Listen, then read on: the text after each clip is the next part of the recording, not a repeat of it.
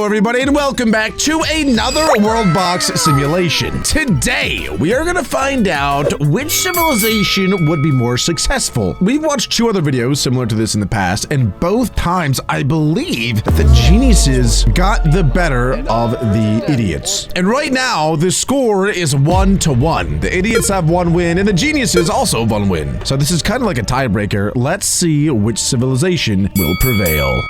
Can dumb millionaires beat smart poor people? Today we're going to find out. For this experiment, we'll be using this square map divided into two halves. On the left side, we'll start by placing all the different biomes available to add some variety, since this is where the foolish millionaires will live. Next, we'll plant a high density of trees across all the biomes, leaving a small empty patch in the north to drop a few berry bushes, so they'll have plenty of food available. Now we'll scatter some stone, metal, silver, gold, mithril, and of course a good amount of adamantine. Now what I will say is it doesn't matter where he actually spawns these guys in, because sometimes, even if they are really smart, they aren't able to actually conquer their entire land too quickly. And so if he spawns them all the way up in the north and all the materials are in the south, it might take them like 50 years before they actually find those materials. Finally, as the last step, we'll summon some sheep, chickens, and cows, and we'll create a large lake where they can fish, Oh, yeah, these are the giving dumb them yet guys. another That's right. source of food. Before moving on to the other half, we'll raise a wall to separate both sides and prevent any issues. On this right side, we'll place nothing but desert, just patches of cacti here and there, a bit of stone, and literally a single iron ore vein.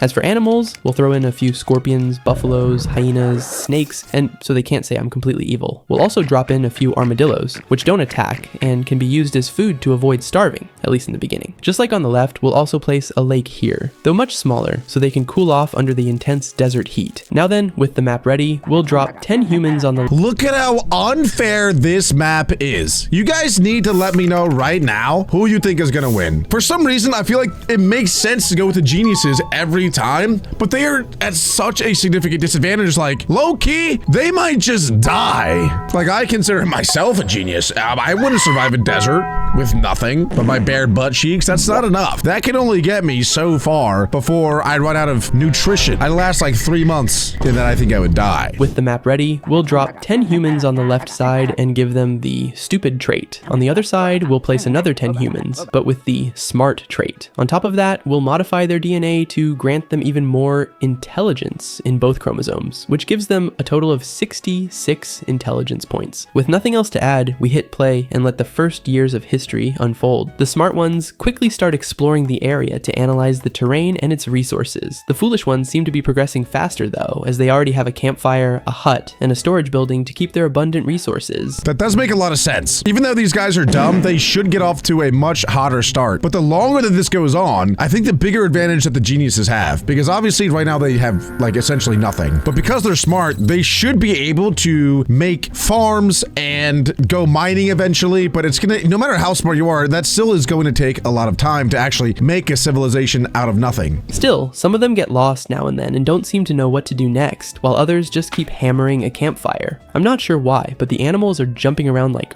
rabbits. After the first century has passed, we find... Okay, 1 century has gone already. Wait, that is so long. Normally, when we watch these simulations, 100 years is when the wall will come down and the war will break out. But we just skipped 100 years that quickly. And as you can see, the dumb people with the rich terrain are up to 577 people, while the poor are just at 303. So there's almost a 1 to 2 difference. And as I said at the beginning, it actually really matters where he spawns in the rich people, because all of the materials, like the adamantine and all the other stuff, is really far south. And they haven't even conquered that land yet. So I don't think that they've gotten any of that technology, which is obviously going to be important for building shields, swords, armor, all that stuff. that the foolish millionaires have doubled the population of the poor intellectuals. This is mainly due to their territorial expansion and the considerable improvement of their buildings. Although, given the massive amount of resources I gave them, their storage buildings are still quite empty. The thing is, even though they've managed to expand, they still haven't reached the richest part of the map. The poor, on the other hand, haven't expanded much at all. They haven't even gathered enough resources to finish the roads connecting their buildings. However, sad. they recently managed to set up a mine, something the fools never accomplished, which might give them a bit of an edge moving forward. Now, I wonder what's actually in the mine as far as like materials go, because he spawned in a bunch of materials and like minerals and stuff on the rich side, and none of that on the poor geniuses side. But if they create a mine where they're mining underground, will they then be able to get all the adamantine and whatever else there is, titanium and stuff? In fact, I can also see they've built several siege towers, another development that clearly sets them apart from the fools. Not everything is going well though. They had managed to establish a small town on the outskirts of their capital, but unfortunately it didn't last and was eventually abandoned.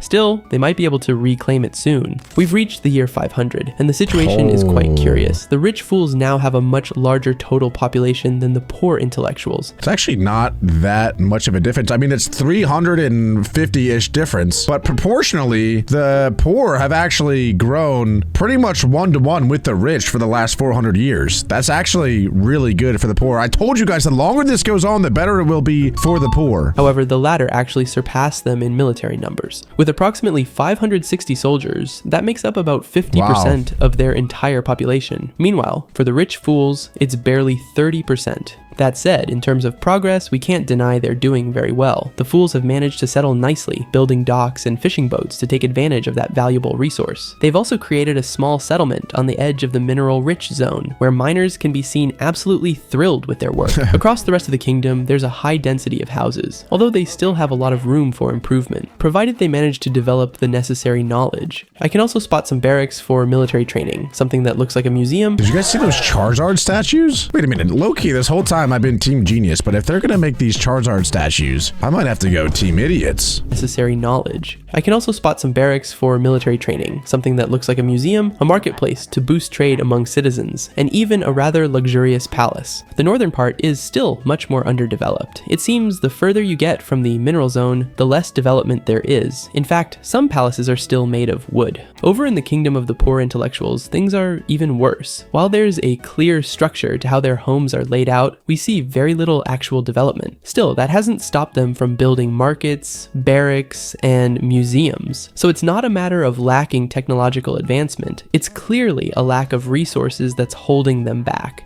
In fact, we can already see some of their soldiers carrying firearms, which is honestly impressive, considering that not even the rich fools with all their wealth have managed to reach that level. What is interesting though is that either side is even investing any resources at all into their military, considering that they have no competition yet, unless they somehow know that across the wall will be their enemy. But as far as I'm aware, they don't even know that that's the case. So like, I do wonder why they're building up their military so much when they don't even necessarily like have a plan to use it yet. And I'm seeing a few ghosts floating around. Not sure where they came from, but they're not hostile, so we'll just let them roam free. We've reached the year 1000. The rich have now managed to double the total population of the poor. Wow, how did that happen? Maybe the poor, like they literally just couldn't get enough resources to sustain that big of a population. So that's kind of maybe their max, I would guess. But having a 2-to-1 population, that is a big advantage. But the numbers after, I'm pretty sure he said, are actually the military numbers. So military numbers are 857 to 838, which is actually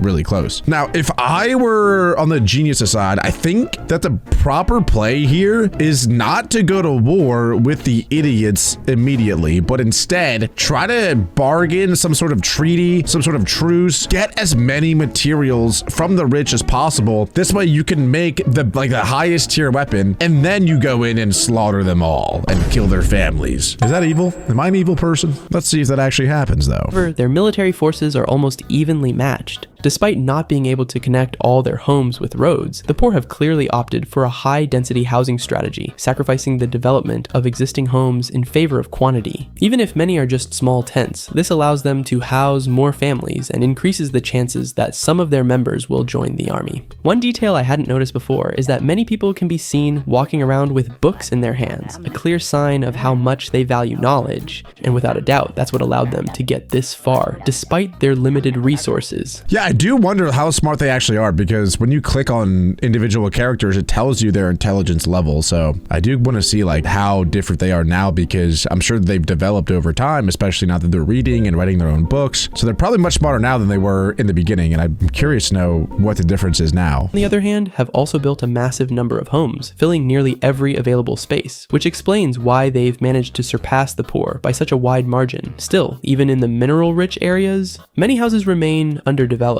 In fact, some soldiers are still equipped with bronze or iron weapons and armor. Wow. Very few have adamantine or stronger gear. Most are using bronze, steel, or copper, which puts them at a clear disadvantage compared to the poor, who, while not well armored, are equipped with shotguns. And that will surely give them a major advantage in the battles to come. So with nothing else to add, we bring down the wall and let them finally meet and interact. I don't think I've ever seen guns in this before. Like all of the other Worldbox videos that we watch, it's always been like swords and bows and arrows, but I don't think I've seen guns. So I think that these guys are going to be at a big advantage with them. The thing that caught my eye was how the poor intellectuals slowly started moving toward the adamantine, using the expansion of their windmill as an excuse. Meanwhile, up north, war had broken out. The fools attempted to invade the territory of the smart ones, but the response was swift. What is that and brutal. fire? The poor fired from a distance, tossing bombs and calling in nearly their entire army. Soon after, the intellectuals had created two strategic firewalls to funnel the fools into a narrow choke point, giving them an even greater advantage. See, that's what I'm talking about. That's actually genius military tactics. Literally, I mean, they are the geniuses, obviously. But those, like, subtle nuances and differences are what make or break wars. Things played out differently. The fools outnumbered the poor and attacked their kingdom mercilessly, but the poor held their ground thanks to the bombs, which even caused some of the fools to cry and want to run home.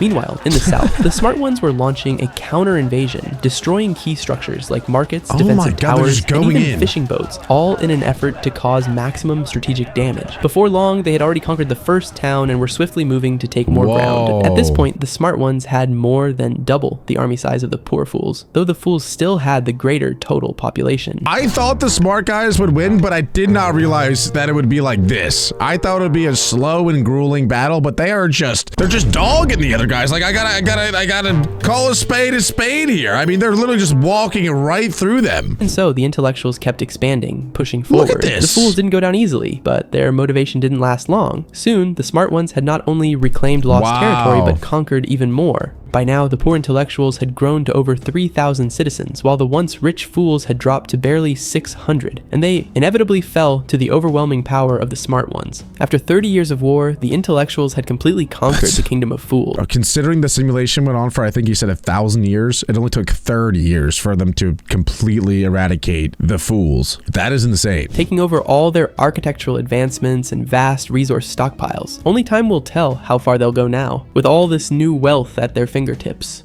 Wow. Well, that now puts the dumb versus geniuses at 2 to the geniuses, 1 to the idiots. And if you guys want, I'll try to find another video similar to this and we can see what another simulation brings us. But anyway, that's gonna be it. Thank you for hanging out. If you enjoyed, make sure to leave a like, hit that subscribe button, and click right here for another awesome video.